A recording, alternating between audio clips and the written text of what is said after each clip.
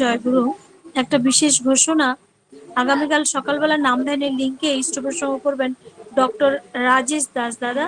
পিতা সহ আপনাদের সবার কাছে আমি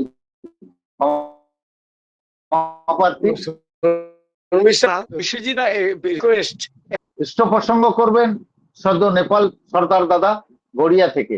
জয়গুরু দাদা। না না, সদ্যভাজন শ্রী শ্রী ঠাকুরের সপতি ঋত্বিক বেদবাণী গাঙ্গুলি দাদা দেওঘর থেকে। জয়গুরু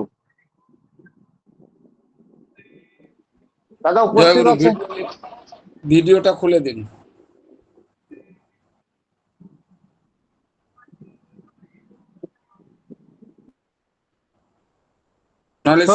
ভিডিও যেমন আমি খুলেছি তেমনি আপনি খুললেন, হয়ে যাবে। জয়গুরু। হ্যাঁ। ইনাদপি শুনিছেন তরোরে বিষয়িষ্ণু না অমানীয় মানবেন কীর্তনীয় সদা। পরম প্রেমায় শ্রী ঠাকুর পরমারাধ্যা জগৎ পরম পূজ্য পাদ খুশি বর্ধার চরণে কোটি প্রণাম। পূজ্য পাদ খুশি আচার্য দেবের চরণে উপস্থিত ঠাকুরের পুত্র পঞ্চধারী কর্মীগণ, পিপাসু দাদা মায়েরা, ছোট ছোট ভাই বোনেরা, যথাস্থানে আমার প্রণাম। ওরা আনন্দিত। আমরা সবাই এখানে যে একত্রিত হয়েছি তার গুণগান করার জন্য। আজকে যাদের জন্মদিন, যারা অসুস্থ এবং যারা নানা রকম কর্মের জন্য ঠাকুরের রাঙা অতুল চরণে প্রার্থনা জানিয়েছেন, সবারই আমি সুদীর্ঘ ইষ্টময় জীবন প্রার্থনা করি। এই প্রার্থনাটা কিন্তু সকাম হওয়া উচিত না, প্রার্থনাটা নিষ্কাম হওয়া উচিত, তাহলে ফলটা ভালো হয়। আর আপনারা সবাই জানেন আলাদা করে বোঝাবার কোনো মানে নেই, সকাম বা নিষ্কাম প্রার্থনা কাকে বলে। এখন ঘটনাটা হলো যে মোটামুটি তো আমরা লাস্ট 7-8 বছর, 7-8 বছর না হলেও 19, 20, 21, 22, 23, 24, 25 6 বছর ধরে অনলাইন সৎসঙ্গ তো করছি, কিন্তু পেলাম কি? এই কোশ্চেনটা জানতে হবে ওয়াই। শ্রী দাদার কাছে যখনই কেউ যান, যে ব্যাপারে কিছু নিবেদন করুন, দাদা কিন্তু ঘুরিয়ে একটা কোশ্চেন তাকে করেন, সেটা ডাইরেক্ট বা ইনডাইরেক্ট ওয়াই। এই হোয়াইটা যদি আমরা খুঁজে বার করতে না পারি, তাহলে কিন্তু পাওয়া যে তোমার তমসাচ্ছন্ন তা হতে নিশ্চয়। ওই দিন কথায় কথায় একটা কথা হচ্ছিল, দাদা বললেন, একজন ভদ্রমহিলা নিবেদন করছিলেন, আসাম থেকে এসেছিলেন, যে আগে আমি ফাস্ট ফুডের বিজনেসটা করি, আমার আশেপাশে সবার চলছে, খুব ভালো চলছে, রমরমিয়ে চলছে, কিন্তু আমার চলছে না। দাদা বলছেন, 8-10 জনের চলছে, তোমার চলছে না, মানে জানতে হবে যে তোমার কেন চলছে না। এই কেন কথাটার উত্তর তোমাকে খুঁজে বার করতে হবে, আমি স্পটে নেই। হ্যাঁ, আমি তোমাকে ঠাকুরের পঞ্চনীতি বলতে পারি, আমি তোমাকে বিজনেস করার নিয়ম বলতে পারি, বলে আমাকে পাঠালেন, যা ওর সাথে কথা বল। দাদার কিছু পার্টিকুলার কথা আমাদের বলে দেওয়া আছে, আমি সেই লেভেলে যখন ওনার সাথে কথা বললাম, দেখলাম যে মার্কেটে অনেক বড় বড় ব্যবসায়ী আছে, আপনারা এটা জেনে রাখুন, টাটা, বিড়লা, গোয়েঙ্কা, আদানি, আদবানি, অনেক আছে, কিন্তু একটা বাক্সের মধ্যে যদি বল রাখা হয়, মনে করেন একটা বাক্সের মধ্যে 6টা বল রাখা আছে, এই 6টা বল কিন্তু সম্পূর্ণ জায়গাটা নেয় না, ওই প্রত্যেকটা বলের মাঝখানে একটা করে গ্যাপ আছে। এটা দাদা আমাদের বোঝান। এই যে গ্যাপগুলো আছে, এগুলো কিন্তু অনেক বড় অংশ, এই গ্যাপটা খুঁজে নিতে। তাহলে যতক্ষণ না জীবনে নিজেদের হোয়াইটাকে খুঁজে নিতে পারবে, ততক্ষণ কিন্তু মুশকিল। আমরা লাস্ট 6 বছর ধরে সৎসঙ্গ করেই যাচ্ছি, অফলাইন অনলাইন, এখানে ওখানে সেখানে অনেক সৎসঙ্গ চলছে। আমার একটা কথার উত্তর দেবেন? আপনারা যে বলবেন আমি খুশি হব, যে কি পেয়েছি? মন থেকে বলবেন তো কেউ, আমি আপনাকে সময় দিচ্ছি, মন থেকে কেউ দুজন খুলে বলেন তো ফোনটা, কি পেয়েছেন?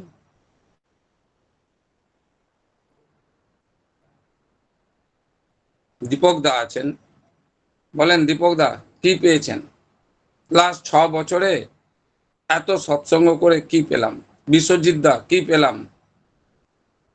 শর্মিষ্ঠা মা কি পেলাম? দীপঙ্কর ভাই কি পেলাম? মানুষ চেনার কায়দা পেয়েছি দাদা। মানুষ চেনার কায়দা পেয়েছেন? প্রবীর কুমার আগে দত্ত দিল্লি থেকে জয়েন করেছেন, কি পেলাম? মানুষ পেয়েছেন? আগে দাদা, মানুষ চেনা গেল তাহলে? হ্যাঁ, কিছু মানুষ, কিছু ভক্ত, কিছু ঠাকুরের সেই লীলার কিছু জানা ছিল না, আপনাদের সঙ্গ করে সেটা জানার মতো সুযোগটুকু পেয়েছি এই অনলাইন করে। ঠাকুর কিন্তু অনেকদিন খুঁজে বলেন দুটো মানুষ পেলাম না এক মনের। আপনি যদি পেয়ে থাকেন, আপনাকে অসংখ্য ধন্যবাদ। দুটো মনের মানুষ একমতে চলে, এবং দুটো মানুষ যদি পেয়ে থাকেন, তাহলে আপনাকে অসংখ্য ধন্যবাদ, অসংখ্য অনেক ধন্যবাদ। যাক, আমার কথা বলার উদ্দেশ্যটা হচ্ছে এটা, যে এইবার তৈরি করতে হবে। আমি আপনাদের ছোট্ট 3-4টে কথা বলি। আপনারা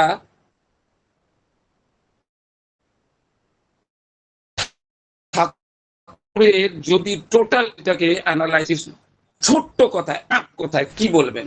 ঠাকুর কি নিয়ে আমাদেরকে থাকতে বললেন?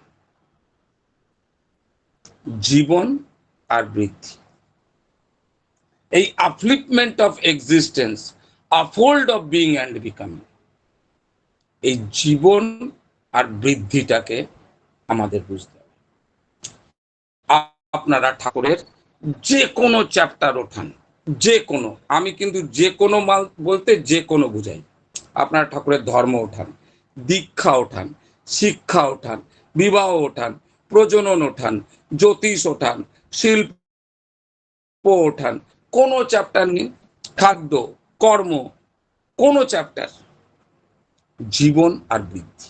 এই জীবন আর বৃদ্ধি স্টার্ট হবে দীক্ষা থেকে, শিক্ষা থেকে না। আগে দীক্ষা, তারপরে শিক্ষা।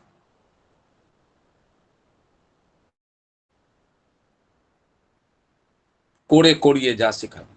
এই যে দীক্ষা, ঠাকুর বলছেন কাঁকড়া বিছা দেখেছিস? কাঁকড়া বিছা, কাঁকড়া বিছা যখন তার বাচ্চাকে জন্ম দেয়, জন্ম দেওয়ার আগে নিজেকে মোটা করে নেয়। এই যে মোটা করে নিল, তারপর সে প্রজনন। আর ওই মা যে মোটা হয়েছে, তাকে খেয়ে খেয়ে খেয়ে খেয়ে খেয়ে খেয়ে বাচ্চাগুলো বড় হয়। কতটা যন্ত্রণা সহ্য করে ভেবে দেখবেন।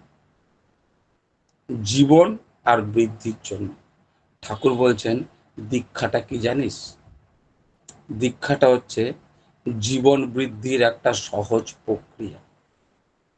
জীবন ও বৃদ্ধির একটা সহজ প্রক্রিয়া, জীবন আর বৃদ্ধি।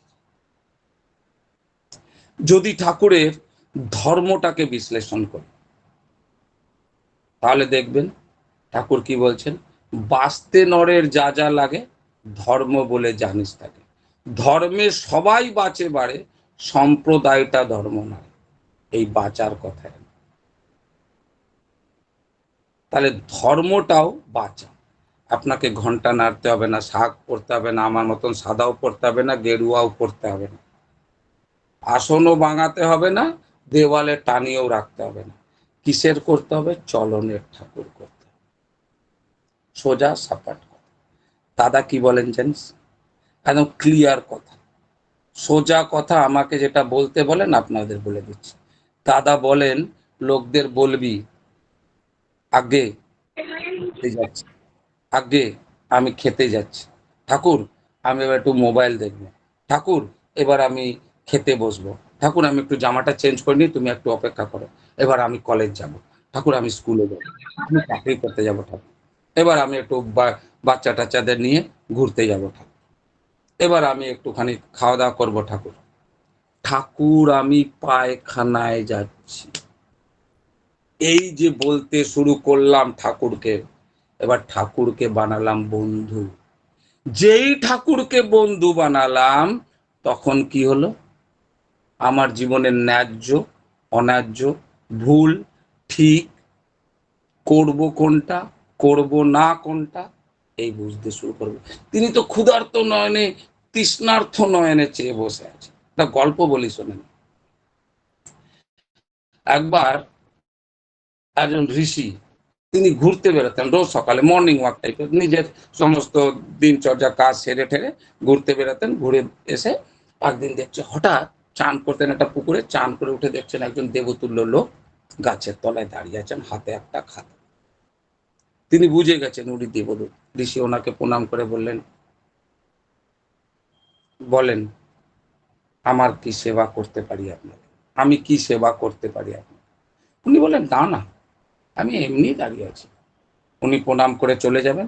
হঠাৎ ওই খাতাটা দেখে জিজ্ঞাসা করলেন যে ওই খাতায় কি লেখা আছে দেখতে পারি? তো খাতার উপরে হেডিংস লেখা ছিল, ভগবান যাকে ভালোবাসে।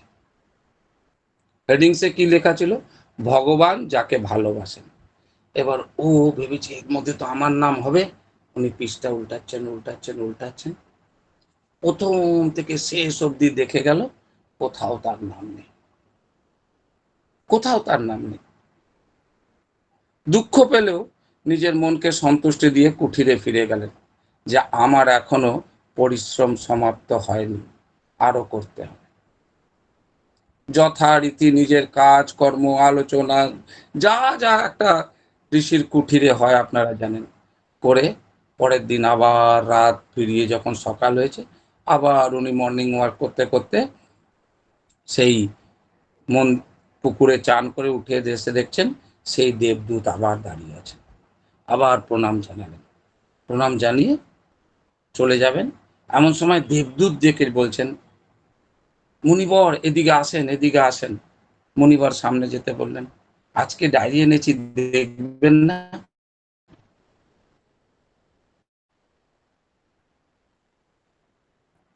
বলছে যে কি আর দেখবো, কালকে তো দেখলাম, আমার নাম তো ওতে নেই, আমি আর দেখে কি করব? না না, একটু দেখেনি না, যখন আপনার কাজে যাবেন আর কি, একটু দেখে নিন। দিন, দেখলেন, ডায়েরিটা খুলেছেন, প্রথম পৃষ্ঠার প্রথম নামটা ওনার নাম লেখা। কালকে নাম ছিল না, আজকে নাম, কি ব্যাপার?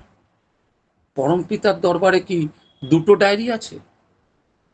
আমরা কি সকাম প্রার্থনা করব, নিষ্কাম প্রার্থনা করব? দুটো ডায়েরি আছে, কোনটা করব? উনি খুললেন, খুলে দেখলেন প্রথম পাতায় প্রথম নামটা ওনার।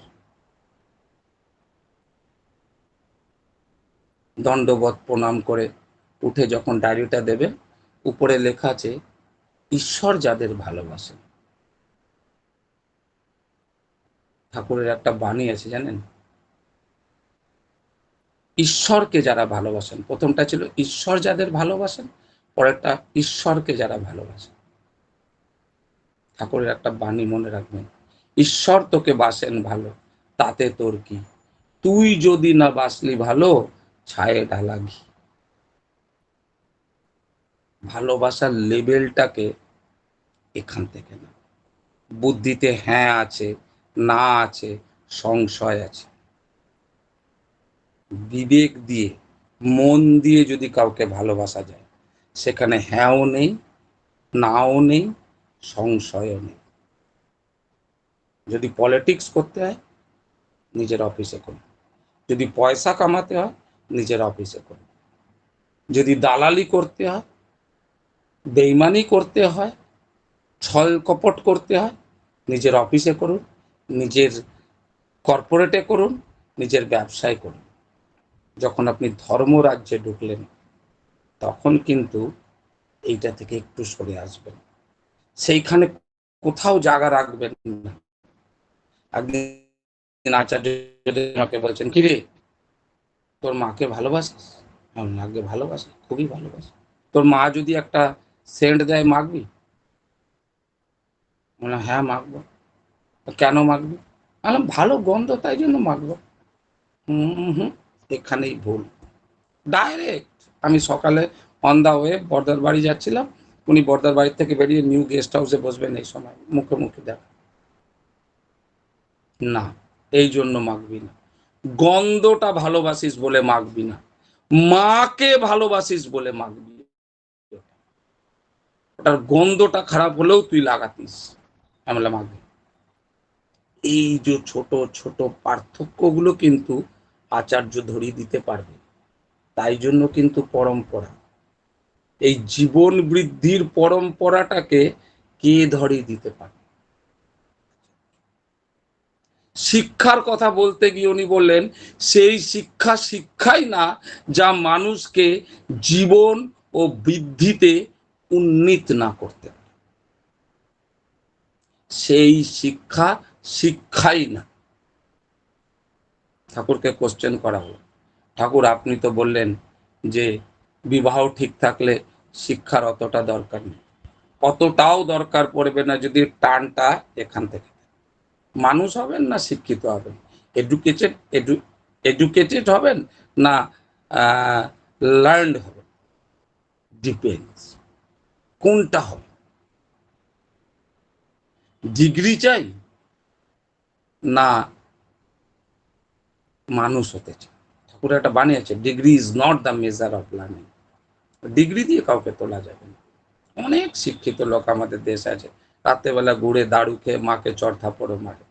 অনেক শিক্ষিত লোক আছে, বাবা মাকে পেটায়, বাচ্চাদের পেটায়, অশান্তি করে। তাহলে সেই শিক্ষা শিক্ষা না। তাহলে শিক্ষাটা কি? আদৌ কথার সময় হতে করিয়ে করে যা শেখাবি, করে করিয়ে যা শেখাবি, সেইটি ছেলের হবে মোক্ষম, হিসাবে চল নয় পোষা। বাঁশটা একবার যদি শক্ত হয়ে যায় না, আর পেঁচাতে পারবে না। কিন্তু ছোটবেলায় যখন বড় হচ্ছে তখনই যদি পাইপের মধ্যে দিয়ে ঘুরিয়ে দেন, ওই বাঁশই কিন্তু বেঁকা হয়ে উঠে গেল। তাই ঠাকুর বললেন ঈশ্বর প্রকৃতি বা উৎস প্রকৃতি, ঈশ্বর প্রকৃতি বা উৎস প্রকৃতি আচার্য বিভূতিতে মুখ ভাষায় বলে আমায় ছেড়ে কাউকে ভালোবেসো না, ওতে মনে দুঃখ লাগে। আমায় নিয়ে সবাইকে ভালোবাসো, পরিচর্চিত হও, পরিবর্ধিত হও। দাদার সামনে পরশুদিনই এই বাণীটা পাঠ হচ্ছিল, আদর্শ আদর্শ বিদায়। বুঝতে হবে, ফান্ডাটা ক্লিয়ার রাখতে হবে। তুমি যার ভক্ত তারই মতন হতে পারলে না। দাদা বলছেন তোমার এই সাদা পোশাকটা খুলে নেব, হাতের দণ্ডটা নিয়ে দেব, হাতের মধ্যে কোনো পাঞ্জা থাকবে না, গামছা পরিয়ে খালি গায়ে রাস্তায় বার করে দেব। ঠাকুর মনে থাকবে তো? ঠাকুরের কথা বলতে পারবেন? আর ঠাকুর কি বলছেন জানিস? সারাদিন চুটিয়ে আমার কাজ করে রাত্রেবেলা ফিরে যখন খেতে বসেছিস, পাতে এক থালা ছাই ঢেলে দেবো। থাকবে তো আমার প্রতি টান? থাকবে দাদা? শোনেন, আমি কিন্তু ওই গপ্প করে আলোচনা করে বা বক্তৃতা দিতে পারি না, আর পোষায়ও না। বুঝতে হবে যে আমি কতটা তার হতে পেরেছি।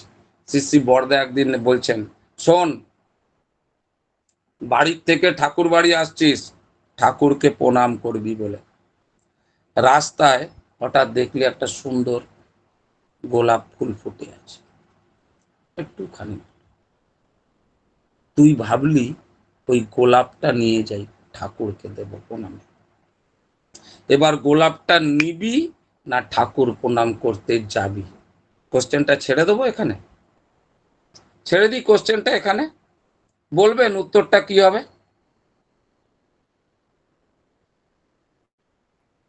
আমরা যারা স্বস্তি নিয়েছি বা ঠাকুরকে ভালোবাসি, আর যারা গো বিটুইন কথাটা ইউজ করি বা জানি, তারা চিন্তা করে দেখবেন ওই ফুলটা নেব কিনা।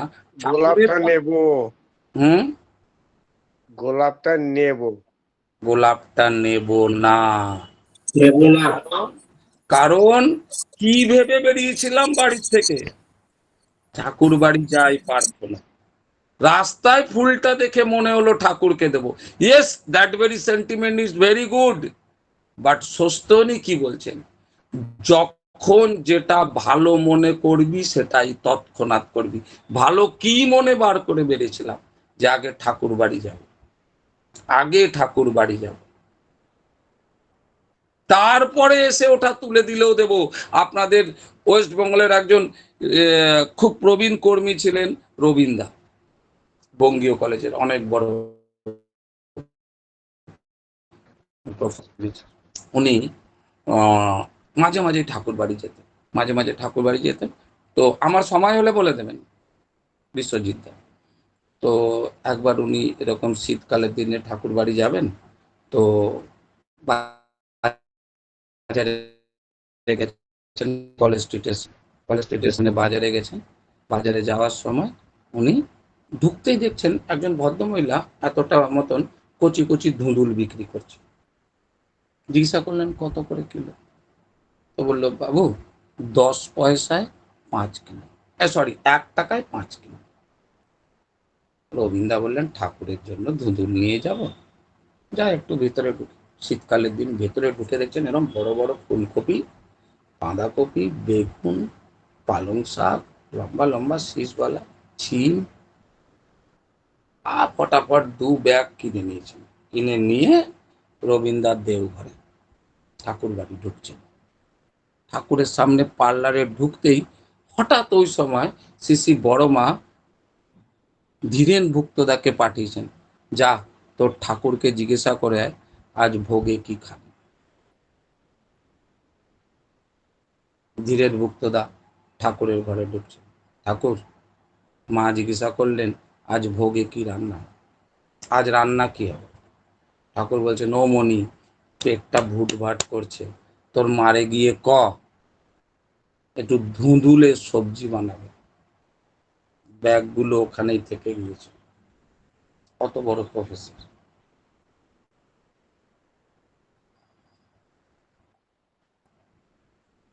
উই পোকার মতন, শ্রী বরদা বলছেন উই পোকার মতন।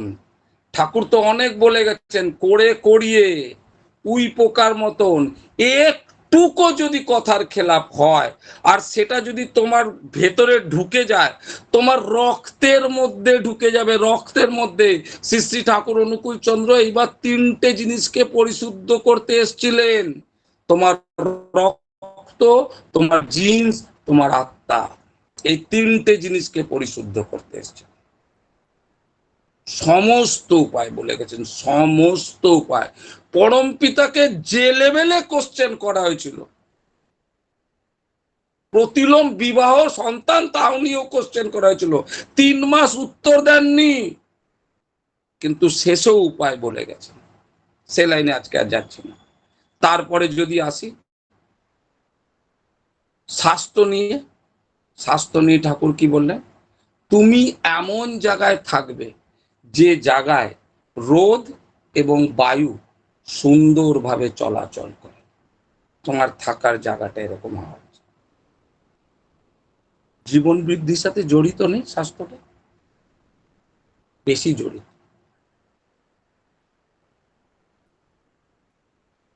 খাবার কথা বলতে গিয়ে কি বললেন,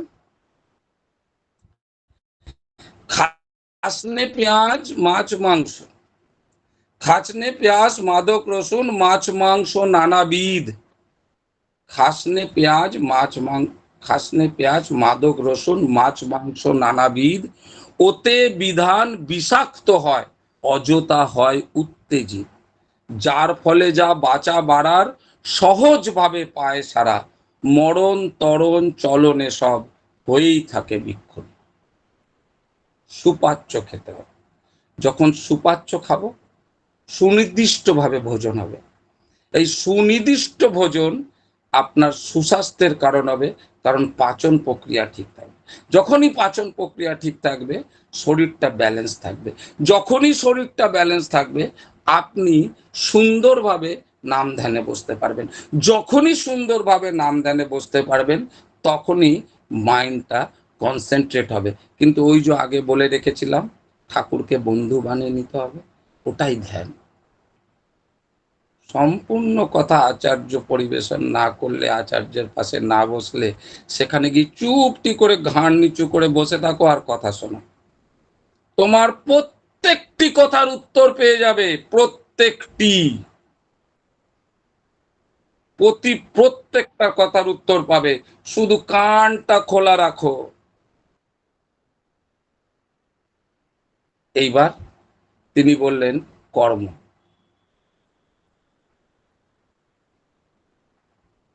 কোভিডের আগে আমাদের এমপ্লয়মেন্ট রেশিও কত ছিল? 3 আনএমপ্লয়মেন্ট রেশিও ছিল 5.9। কোভিডের পরে still now it is 7.9 and increasing. কেন? ঠাকুর কি বললেন? বেকার ভরা যাত্রা যদি দক্ষ করে তুলতে চাস, অথাম ভাগে স্বস্ত্যয়নী, অবাধ ভাগে বিলিয়ে যাস। অর্থনীতির গড়গড়ি তোর যতই করুক স্পন্দনা, স্বস্ত্যয়নী বিনা জানিস আসবে না দেশের বর্ধন। সূর্য পূর্ব দিকে ওঠে, এটা ইউনিভার্সাল ট্রুথ, আর তার কথাগুলো যথার্থ সত্য। ওই যে আমরা বলি না, you are for the lord not for others, you are for the lord and so for others, খুব বলতে থাকি, কথায় কথায় ইংরেজি বাণীটা বলি, কিন্তু you are for the lord and so for others এর পরে একটা কমা আছে, ওই স্টপটা দিই না, কিন্তু এই কমা, হাইফেন, সেমিকলন, তার প্রত্যেকটি ওই চিহ্নগুলোর মধ্যেও দাম আছে। যত ঢুকবেন তত আনন্দ। কেষ্টদা আর ঠাকুরের কথা চলছে মানিকপুরে, তাবর তোর কোশ্চেন, তার কথা বলে পণ্ডিতদার একটা বই আছে, পড়বেন কোনোদিন, তাবর তোর কোশ্চেন সায়েন্স। বলতে বলতে কি কোশ্চেন হচ্ছে আজকাল সেই চ্যাপ্টারে ঢুকলাম না, বলতে বলতে বলতে বলতে এন্ড অফ দ্য ডে ঠাকুর চুপ করে গেলেন। কেষ্টদা বললেন, ঠাকুর আপনি পাবনায় ছিলেন, সেখান থেকে মানিকপুর, মানিকপুর থেকে একটা সীসাপাঙ্কের গাছ হয়ে গেলেন আপনি, সেখান থেকে আপনি সায়েন্সের এই কথাগুলো বলছেন, আমার তো মাথায় কিছু কাজ করছে না। ঠাকুর কেষ্টদাকে বলছেন, কেষ্টদা যত জানবেন তত জ্বালা। আপনার জ্ঞানের পরিধি যদি এইটুকু হয়, আপনার অজ্ঞানের পরিধি এত বড়। আপনি যদি জ্ঞানটাকে এত বড় করে নেন, অজ্ঞানের পরিধিটা এত বড় হয়ে যাবে। কেষ্টদা বলছেন, ঠাকুর তাহলে উপায়? ঠাকুর বলছেন, to love, to serve and to surrender. করতে পেরেছি সারেন্ডার? দ্রৌপদী পারেনি মশাই, অত ভালোবাসতেন, মুখ কামড়ে ধরে আছে কাপড় দিয়ে লজ্জা নিবারণের জন্য। অত বড় সবাই দুঃশাসন আর দুর্যোধন তো খারাপ, ছেড়ে দেওয়ার লোক না, তারা টেনে যাচ্ছে, নিবস্ত্র করবেই। তারপর যখন ওই বস্ত্রটা দাঁতের কামড় থেকে ছেড়ে হাতটা উঁচু করে বললেন, হা কৃষ্ণ করুণা সিন্ধু দীনবন্ধু জগৎপতে গোপেশু গোপিকা কান্ত রাধা কান্ত নমস্তুতে, তোমার শরণাগত, to love, to serve and to surrender. এই হতে হবে। তার জ্যোতিষবিদ্যা দেখুন কি বলছেন, জ্যোতিষ ধরে করতে যে চায়, বাঁচা বাড়ার কিস্তিমাত, বাঁচা বাড়ার কিস্তিমাত, জীবন চলনার খাবি খেয়ে হয়েই থাকে ধুলিস। বাঁচা আর বাড়া ছাড়া পরম প্রেমময় শ্রী শ্রী ঠাকুর অনুকূল চন্দ্র কোনো কথা বলেন। চোরের সাথে চুরি করতে যাওয়াই হোক, আর বড় বড় লোকেরাই হোক, 14 পয়সা নিয়ে কুষ্টিয়া থেকে, খুলনা থেকে পাবনা পর্যন্ত 2 ভক্ত যাচ্ছে ঠাকুরের দীক্ষা দেবে। যাওয়া আছে, আসা আছে, থাকা আছে, খাওয়া আছে, দীক্ষা নেবে 14 পয়সা গ্যাটে। বন্ধুটা নেবে না, যে নেবে সে যাচ্ছে। হাতে ওই বন্ধুটা আছে। সব খরচা করার পর 2 পয়সা বেঁচে আছে, 2 পয়সা বেঁচে আছে। তিনি তো তৃষিত নয়নে বসে আছেন, বললাম না, তৃষ্ণায় ভর্তি চোখ, ভালোবাসা, প্রেম, তাকিয়ে থাকবেন দাদা, তাকিয়ে থাকবেন, এখান থেকে তাকাবেন। বারবার আমি বলি, এখান থেকে তাকাবেন, এখান থেকে তাকাবেন না, নাহলে ওই সুদামা পিঠে করে চিড়া নিয়ে যাচ্ছে তাকে ভোগ দেবে বলে, আর অশ্রু জলে সেই চিড়া ভিজে গেলেও আজও সেই ভোগ হয়। আজও প্রথম ভোগ কৃষ্ণের এটাই লাগে, ভেজা চিড়া। राना रे विष दिया मानो अमृत पिया, बसे संतों के संग मुहे रंगों के रंग, वो तो गली गली तेरी गुने गाने लगी, ऐसी लागी लगन। ওই সাপই পাঠাও আর বিষই দাও, যখন তোমার নাম করে খাবো এই বিশ্বাস নেই, এই বিশ্বাস যেদিন গজাবে ডালিমের মতো ফেটে যাবে। আমিও ফেটে যাব। আমি বড় বড় কথা আপনাদের সামনে বলছি বলে আমি বড় হনু ভাববেন না, কখনোই ভাববেন না। আমি কেউ না, মাধ্যম। আপনি আর ঠাকুর, এর মাঝখানে কেউ নেই। আচার্য শুধু আপনাকে সেই পথটা দেখিয়ে দেবে।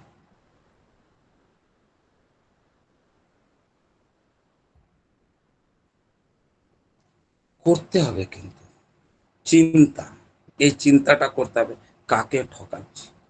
দাদা বারবার বলেন ঠাকুরত্বের ওই তোয়াটার মানেটা জেনে নিলেই হয়ে গেল। মোমবাতি জ্বলছে, শিখাটা কেটে নিলেন, অর্ধেকটা জ্বলবে, অর্ধেকটা কাঁচির উপরে। আবার শিখাটাকে যদি না ছাড়েন মোমবাতির উপরে, শিখাটা নিয়ে যাবে। তিনি অংশী, আমরা অংশ।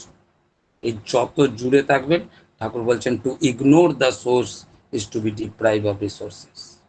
যারা সোর্সকে ইগনোর করে তারা রিসোর্স থেকে ডিপ্রাইভ। তার যদি বিবাহ নেন, তার যদি সন্তান চর্যা নেন, প্রত্যেকটা চ্যাপ্টার উঠাবেন। ঠাকুর বলছেন marriage is a normal hankering system, কিন্তু তা যদি সেন্ট্রাল সেন্ট্রিক না হয়, আদর্শ কেন্দ্রিক না হয়, তাহলে সেই বিবাহ বিবাহই না। এত বড় কথা বলছে। হতে পারে বিবাহ যে কোনো রকম, কিন্তু আদর্শ কেন্দ্রিক বিবাহ যদি হয়, সিমেন্টিং ফ্যাক্টরটা জানতে হবে। এইট আর এইট, এইট আর এইট, এইট আর এইট হয়ে গেল বাড়ি, কিন্তু মাঝখানটা সেই ইট গুলোকে কি দিয়ে জমানো হলো? সিমেন্ট। আমার এক কাকা ছিলেন, তার নাম অরুণ কুমার গাঙ্গুলি, মারা গেছেন। তিনি বেনারস যাবেন, বেনারস যাবেন, ঠাকুরকে জিজ্ঞাসা করলেন প্রণাম করে। তখন সবাই যারা বাইরে যেতেন, ঠাকুর জিজ্ঞাসা করছেন যাজন করিস তো? আমার কাকা প্রণাম করে নিজেই বলে দিলেন ঠাকুর আমি যাজন করতে পারিনি।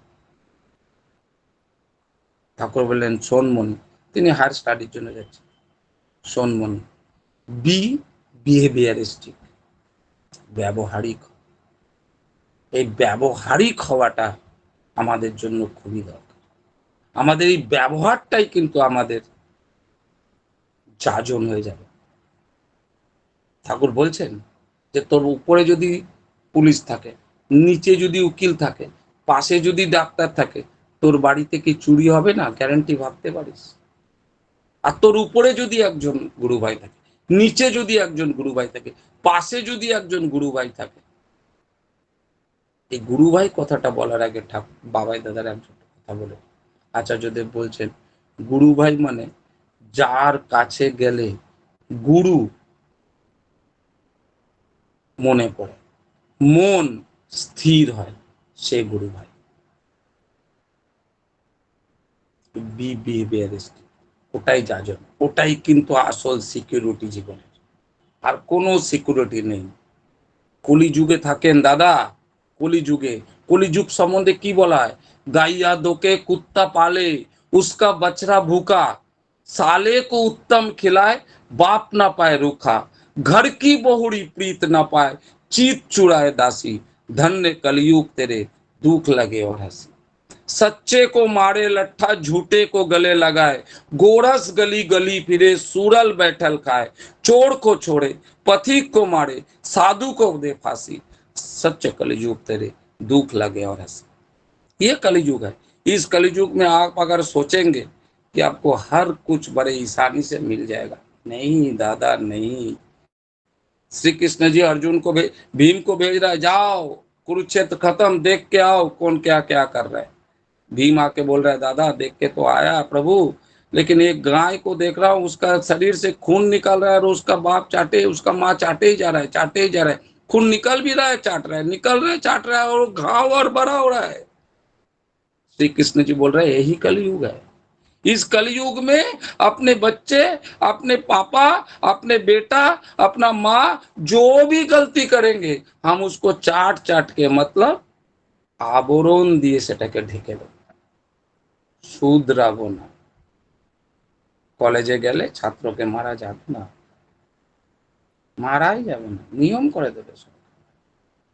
তোমার প্রত্যেকটি কথা, তোমার প্রত্যেকটি চাল চলন, তোমার প্রত্যেকটি অভ্যাস ব্যবহার সরকারের নিয়মের উল্টো দিকে চলতে হবে।